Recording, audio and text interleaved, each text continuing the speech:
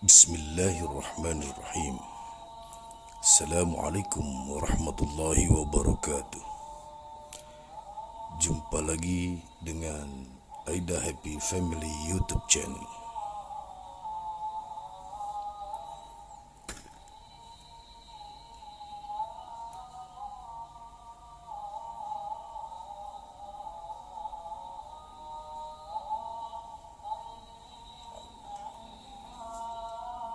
Kali ini kita akan sharing tentang akhlak Rasulullah sallallahu alaihi wasallam.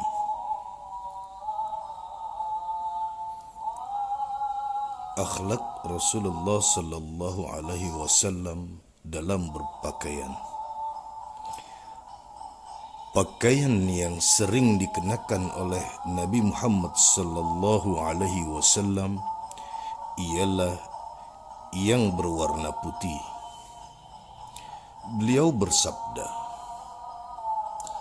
"Albasuha ahya'akum wa kaffinu fiha mautakum."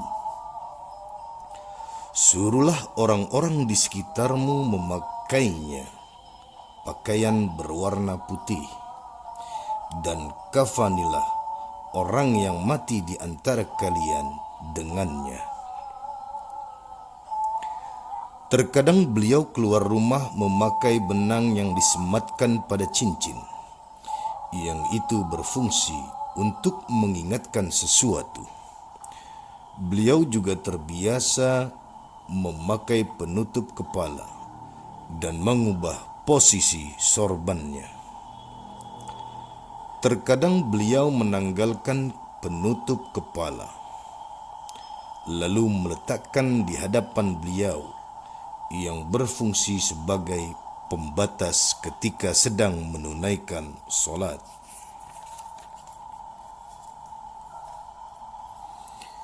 Jika akan mengenakan pakaian, Rasulullah sallallahu alaihi wasallam terbiasa memulainya dari sebelah kanan seraya berdoa.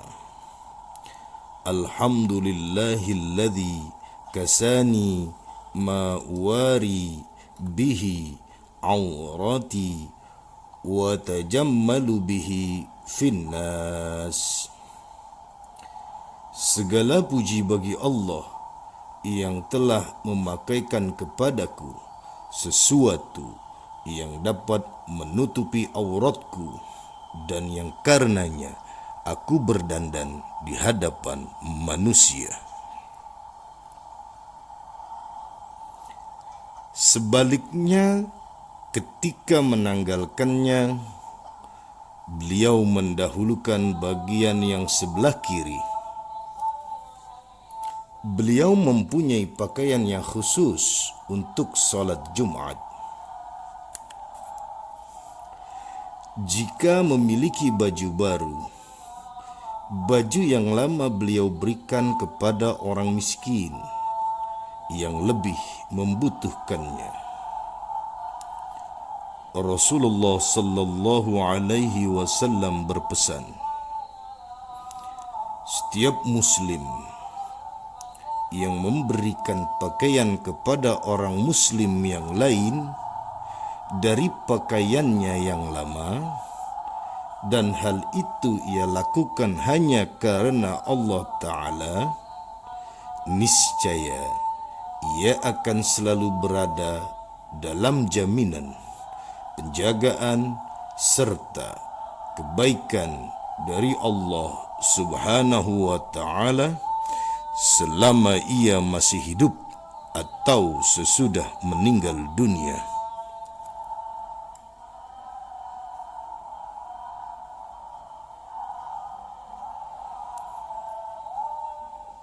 Rasulullah sallallahu alaihi wasallam juga mempunyai alas tidur dari kulit yang diisi dengan serabut.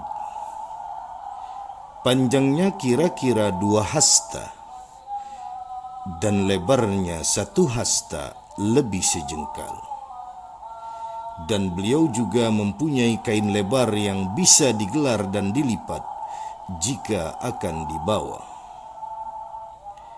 Beliau biasa memakai ikat pinggang dari kulit yang pada sisinya berhiaskan 3 lingkaran perak.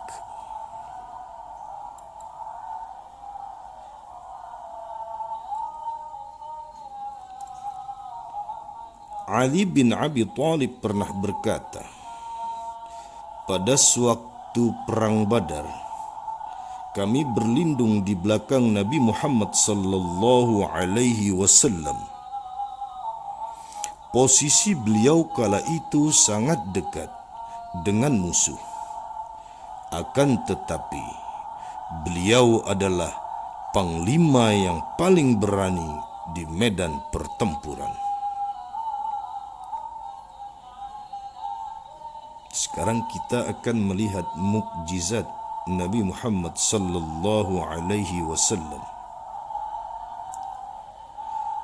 Ketahuilah bahwa siapa saja yang menyaksikan secara langsung tingkah laku serta akhlak Nabi Muhammad sallallahu alaihi wasallam atau mendengarkan riwayat yang diceritakan mengenai jati diri beliau, ia akan mengetahui kalau orang-orang terdahulu maupun sesudahnya tidak akan pernah mampu melakukan seperti yang beliau lakukan.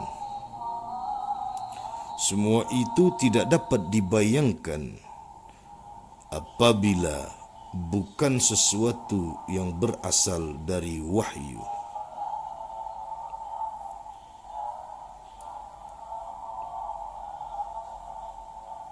Pernah seorang Arab Badui melihat wajah beliau yang sangat mulia. Orang Badui pun berkata, "Demi Allah, ini bukanlah wajah pendusta.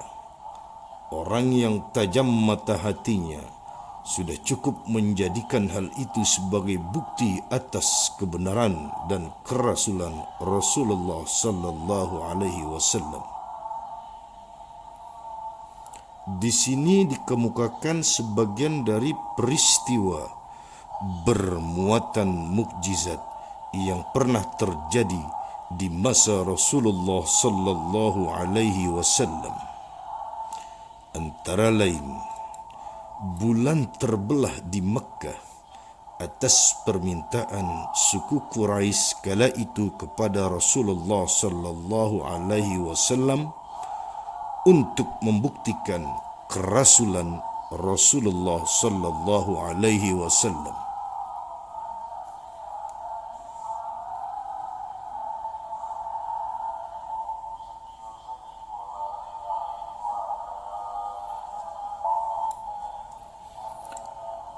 Juga Rasulullah sallallahu alaihi wasallam pernah memberi makan banyak orang di rumah Abu Talha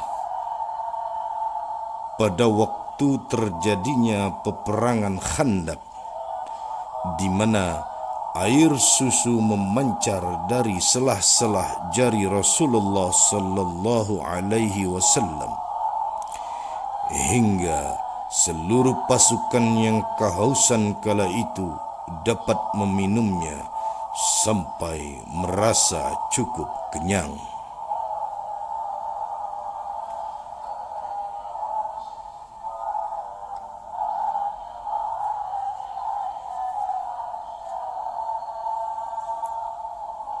Juga peristiwa bersejarah yang terjadi saat musim kering melanda, di mana para sahabat berwudu dari wadah yang kecil dan tidak mencukupi bagi beberapa orang.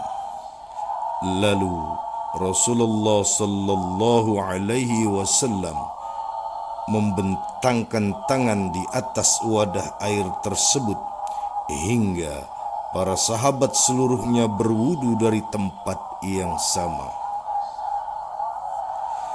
Tentu masih banyak lagi kejadian seperti yang di atas yang bermuatan mukjizat bagi Rasulullah sallallahu alaihi wasallam. Namun orang yang bijaksana tidak menggantungkan imannya hanya pada hal-hal yang demikian tersebut.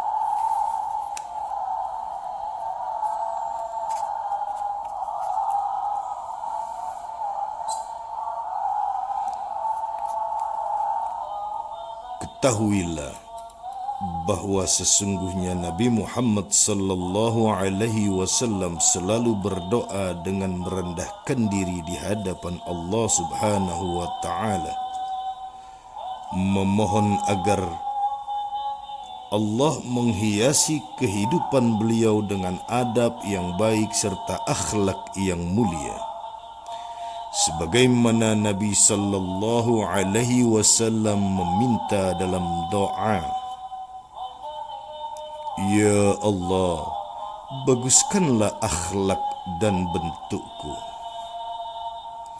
Sa'id bin Hisham pernah berkata, "Aku menemui Aisyah radhiyallahu anha untuk bertanya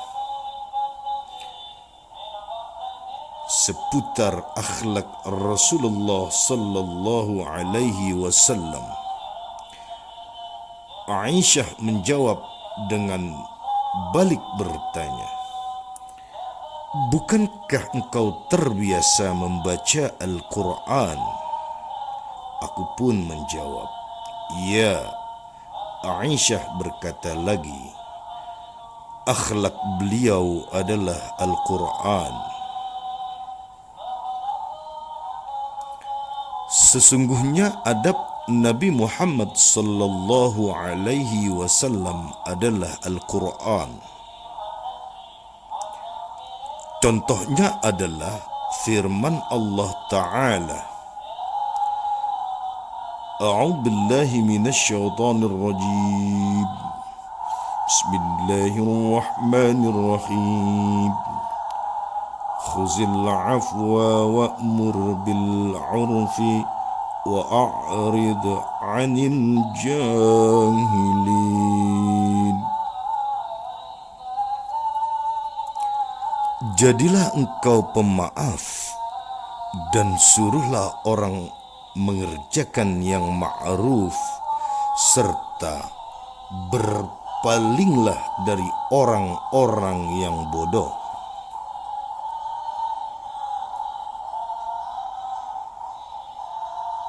Allah Subhanahu wa ta'ala berfirman, "A'udzu billahi minasyaitonir rajim.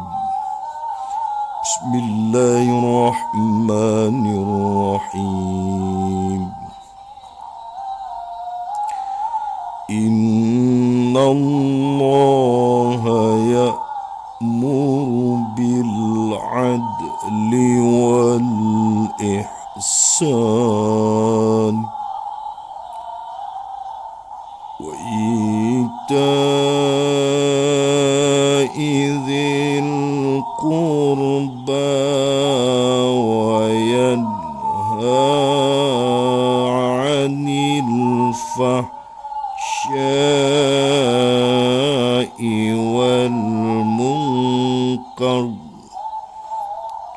wal baghi."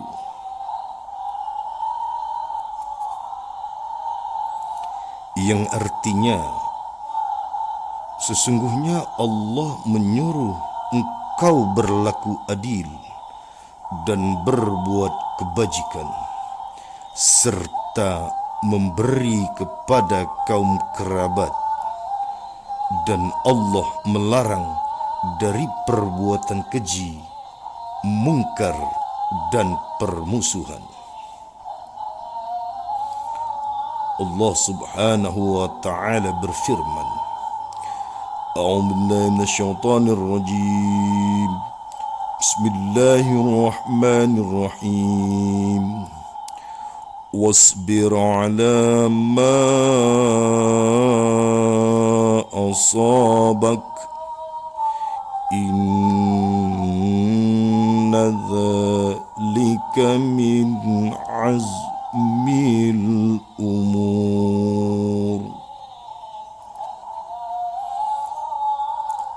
dan bersabarlah terhadap apa yang menimpa engkau.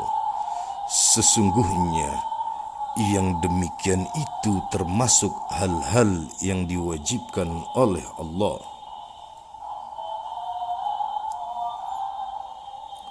Suatu ketika, gigi seri Nabi Muhammad sallallahu alaihi wasallam pecah saat peristiwa peperangan di Bukit Uhud. Darah segar pun mengalir di sekitar mulut beliau.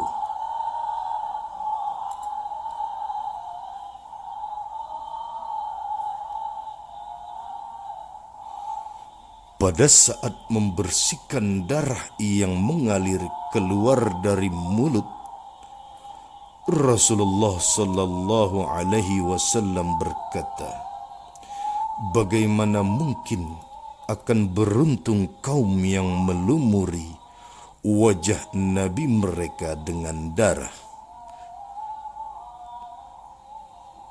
padahal sang Nabi menyuruh mereka ke jalan Allah." Maka Allah Ta'ala menurunkan firman-Nya,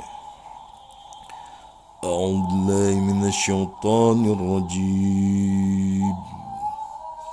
Bismillahirrahmanirrahim. Laisa laka minal amri syai',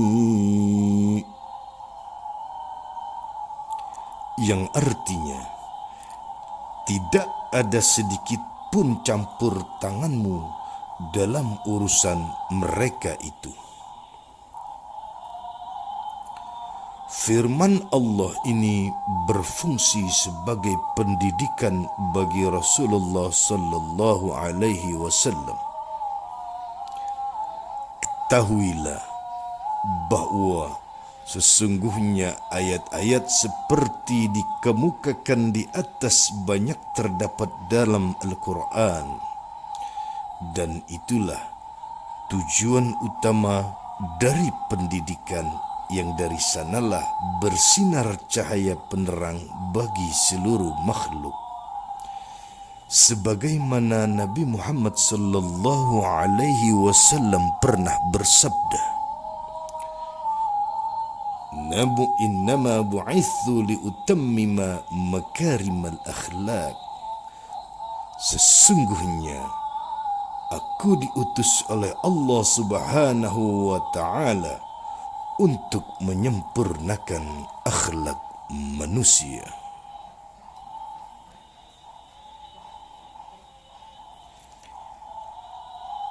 Ali bin Abi Thalib radhiyallahu anhu pernah berkata, "Sungguh mengherankan seorang muslim yang didatangi oleh saudaranya sesama muslim untuk suatu keperluan, namun ia tidak melihat bahwa dirinya pantas berbuat kebaikan atas saudara yang mengunjunginya itu.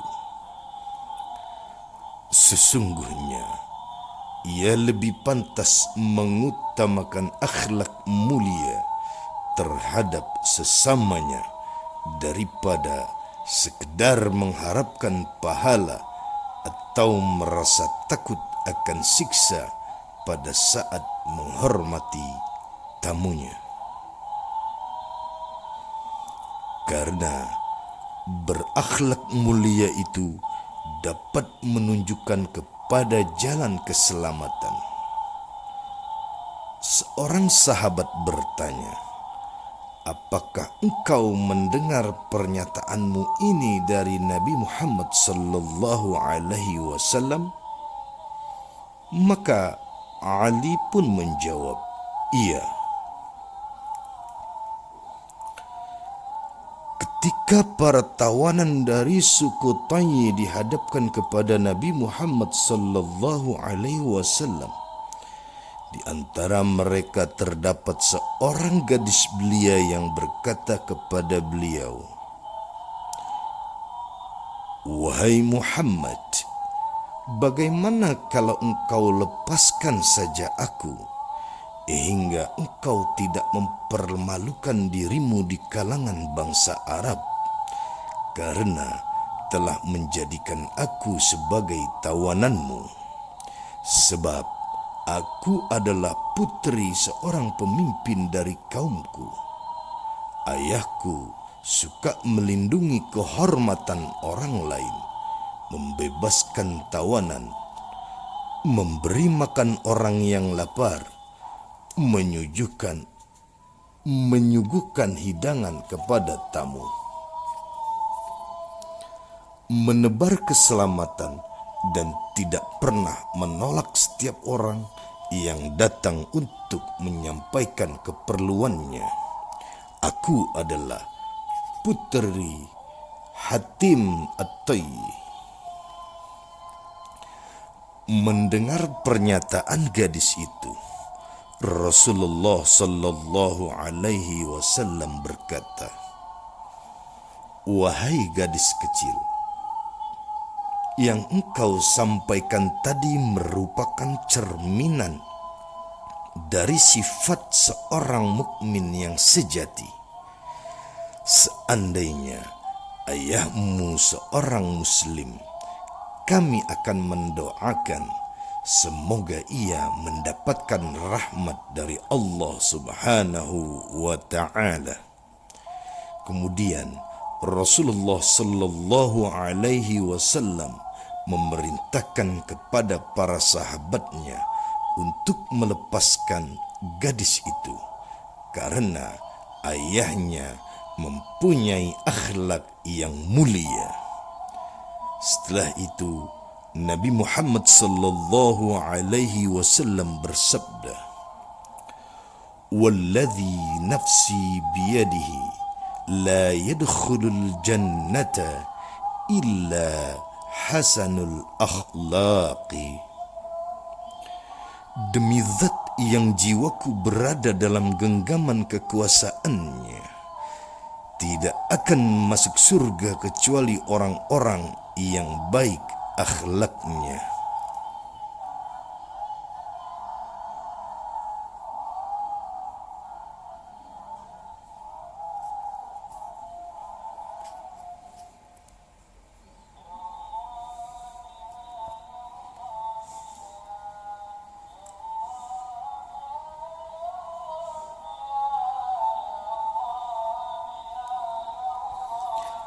Diriwayatkan dari Mu'az bin Jabal bahwa Nabi Muhammad sallallahu alaihi wasallam pernah bersabda, "Inna Allah Ta'ala haffal Islam bimakarimil akhlaqi wa mahasinil a'mali." Sesungguhnya Allah Ta'ala melingkupi ajaran Islam dengan akhlak yang mulia dan amal-amal yang baik.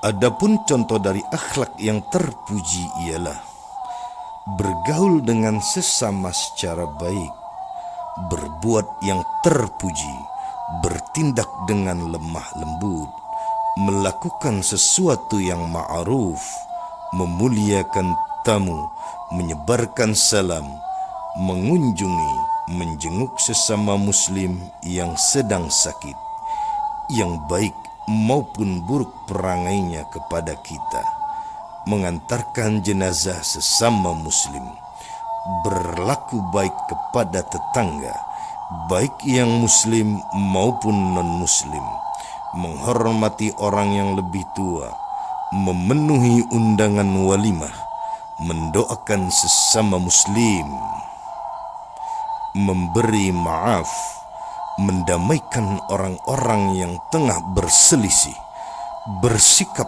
pemurah, memulai mengucapkan salam, menahan amarah, dan tindakan terpuji lainnya.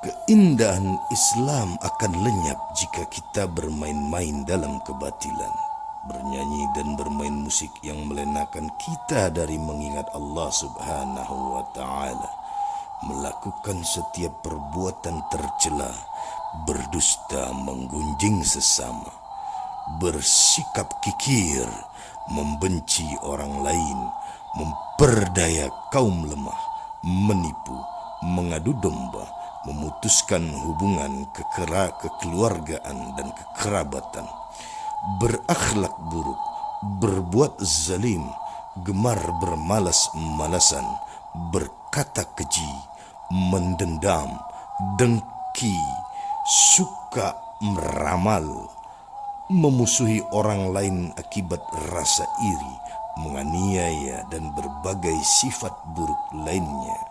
Anas bin Malik radhiyallahu anhu pernah berkata, Islam selalu mengajak dan memerintahkan umatnya kepada setiap nasihat yang baik, dan Islam selalu melarang dan memperingatkan umatnya dari setiap bentuk perilaku yang tercela. Semua itu cukup terwakili dengan menyimak firman Allah Ta'ala sebagai berikut. A'udzubillahiminasyaitonirrajim. Bismillahirrahmanirrahim. Innallaha ya'muru bil adli wal ihsan.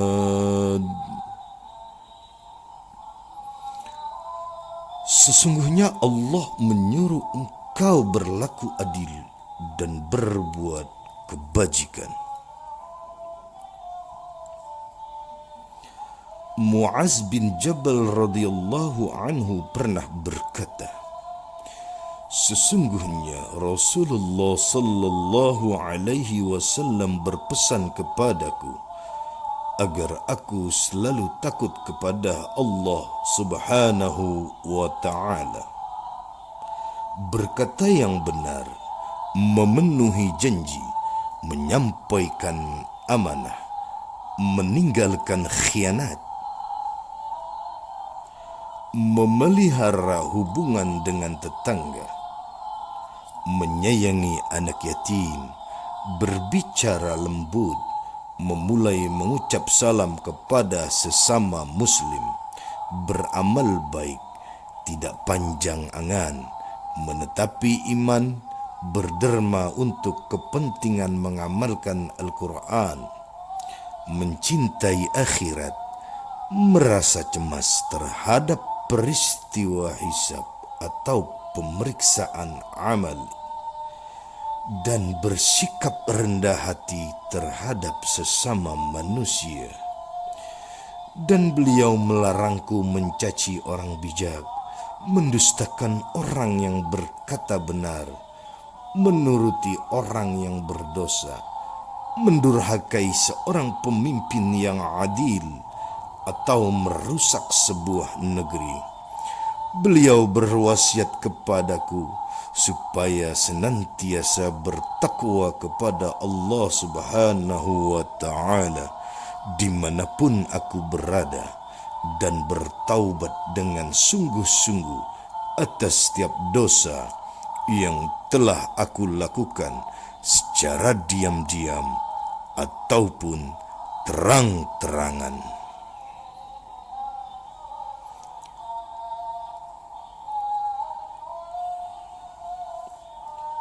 Nabi Muhammad sallallahu alaihi wasallam adalah hamba yang paling santun, paling adil, dan paling baik akhlaknya. Tangan beliau tidak pernah menyentuh perempuan yang bukan budak, istri atau yang bukan muhrim beliau. Nabi Muhammad sallallahu alaihi wasallam adalah sosok yang paling dermawan, di mana Rasulullah sallallahu alaihi wasallam tidak menyimpan uang 1 dinar atau 1 dirham pun di rumahnya. Jika memiliki kelebihan uang dan tidak menemukan orang yang hendak diberi, beliau tidak memasukkannya ke dalam rumah, sehingga beliau dapat mengatur pemberian kepada siapa yang membutuhkannya. Rasulullah sallallahu alaihi wasallam tidak pernah memakan makanan hingga berlebihan dan hanya mengkonsumsi kurma serta gandum sebagai makanan pokok. Beliau menggunakan semua harta yang beliau miliki di jalan Allah Subhanahu wa taala. Setiap dimintai sesuatu, beliau pasti memberikan.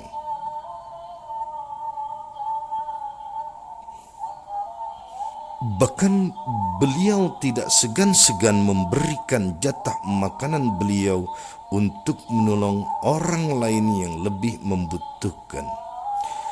Terkadang pada saat beliau membutuhkan makanan, harus berpuasa karena tidak memilikinya, dan beliau bersabar menghadapi semua itu.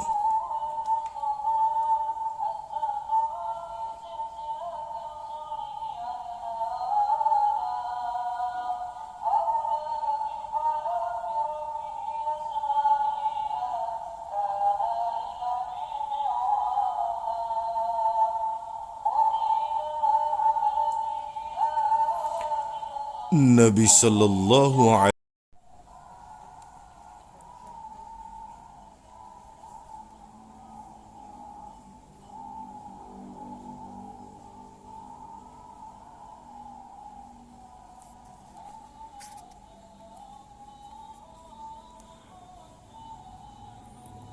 Rasulullah sallallahu alaihi wasallam bukanlah figur orang yang sombong sehingga enggan memenuhi undangan seorang budak atau orang yang miskin. Beliau hanya akan marah demi menegakkan agama Allah Subhanahu wa taala, bukan demi membela kepentingan diri sendiri. Beliau terbiasa mengganjal perut dengan batu untuk menahan rasa lapar. Beliau biasa makan seadanya, tidak menolak apa yang didapat, tidak pula meremehkan makanan yang halal. Beliau terkadang memakai baju yang longgar, dan terkadang juga Rasulullah sallallahu alaihi wasallam memakai burdah hibrah Yamani yang terbuat dari bulu. Beliau memiliki cincin pada jari manis sebelah kanan maupun kiri. Terkadang beliau memboncengkan budaknya atau orang lain dengan unta atau kuda. Terkadang beliau menunggangi seekor kuda, begal, keledai. Bahkan tidak jarang Rasulullah sallallahu alaihi wasallam berjalan kaki tanpa selendang maupun sorban. Nabi Muhammad sallallahu alaihi wasallam gemar menjenguk orang yang sakit yang rumahnya berada jauh di pinggiran kota Madinah. Beliau menyukai segala bentuk wewangian dan tidak menyukai bau-bau yang busuk. Beliau biasa duduk bersama orang-orang fakir, makan bersama orang-orang miskin, menghormati mereka yang memiliki keutamaan dalam akhlak dan menarik hati para pemuka suku dengan berbuat baik kepada mereka, serta menyambung hubungan kekeluargaan tanpa berlaku diskriminatif, tidak membeda-bedakan. Beliau tidak pernah membenci orang lain. Beliau menerima permintaan maaf dari orang yang meminta maaf. Beliau sesekali bergurau, tidak mengatakan kecuali yang benar, dan tertawa tanpa harus mengeraskan suara dengan terbahak-bahak. Dan beliau tidak membenci apapun yang diperbolehkan oleh syariat. Nabi Muhammad sallallahu alaihi wasallam memiliki hamba sahaya lelaki dan perempuan. Namun dalam memperlakukan mereka, beliau tidak melebihkan sebagian atas sebagian yang lain, termasuk dalam hal memberikan makanan, pakaian dan lain sebagainya. Padahal beliau sendiri adalah seorang yang ummi, tidak dapat membaca dan menulis. Rasulullah sallallahu alaihi wasallam dibesarkan di negeri yang diliputi dengan kebodohan. Beliau tumbuh di lingkungan dan negeri yang dikelilingi oleh padang pasir dalam keadaan miskin. Dan Rasulullah sallallahu alaihi wasallam adalah anak yatim piatu, tidak memiliki ayah juga ibu, yang bekerja sebagai penggembala kambing milik orang lain. Kemudian Allah Subhanahu wa taala mengajarkan kepada beliau seluruh akhlak yang baik, cara-cara yang terpuji, berita tentang umat-umat terdahulu maupun belakangan, dan segala sesuatu yang dapat membawa keselamatan serta keberuntungan di akhirat. Para sahabat mengatakan bahwa Rasulullah sallallahu alaihi wasallam tidak pernah mencaci seorang mukmin, melainkan mendoakannya, di mana hal itu menjadi tebusan dan rahmat bagi penerimanya. Rasulullah sallallahu alaihi wasallam juga tidak pernah bersuara kasar terhadap seorang wanita maupun pelayan dengan kalimat-kalimat yang menghinakan. Ketika berada dalam kondisi peperangan, seorang sahabat pernah berkata kepada Rasulullah sallallahu alaihi wasallam, "Wahai Rasulullah, kenapa tidak engkau kutuk saja para musuh?" Rasulullah sallallahu alaihi wasallam menjawab, "Sesungguhnya aku diutus sebagai pembawa rahmat dan bukan sebagai orang yang suka mengutuk." Anas bin Malik radhiyallahu anhu pernah berkata, "Demi zat yang telah mengutus beliau sebagai seorang nabi yang membawa kebenaran, beliau sama sekali tidak pernah mengatakan kepadaku sesuatu yang tidak beliau sukai dari diriku dengan kalimat, 'Kenapa engkau lakukan ini?' Dan istri-istri beliau pun tidak pernah mencercaku. Beliau hanya berkata, 'Biarkan saja semua itu terjadi berdasarkan ketentuan Allah Subhanahu wa taala.'"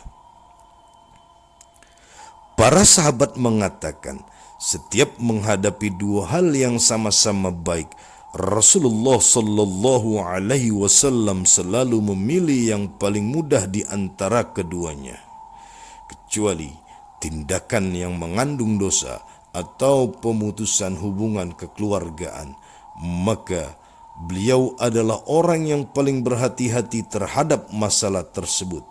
Siapa saja yang datang, baik budak atau orang merdeka, Rasulullah sallallahu alaihi wasallam pasti membantu apa yang menjadi keperluannya.